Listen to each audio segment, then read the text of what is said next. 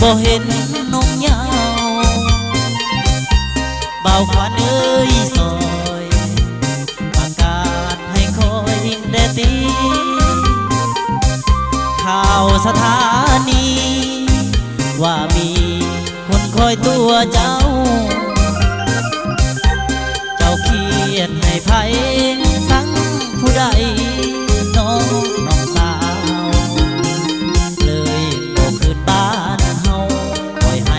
ไอ้เงาหัวใจห่วงหาจะไปหัวตาทำคนนินทาดูหมิ่นถึงเขาเว้าใส่ยูพิษคือแม่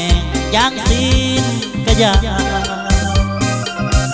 ขึ้นมาสาจอยให้คอยอยู่เด้อกันดาที่เตรียมจัดงานวิวาเป็นการหับวันคนดีหากว่าสาวจอยแฟนคอยได้ยินได้ฟังกับสาเดินนางทุกนาทีพร้อมทั้งพ่อแม่อาป้าลุงคนดีเป็นห่วงสาวจอยอีลีคนดีเอ้ยขึ้นตา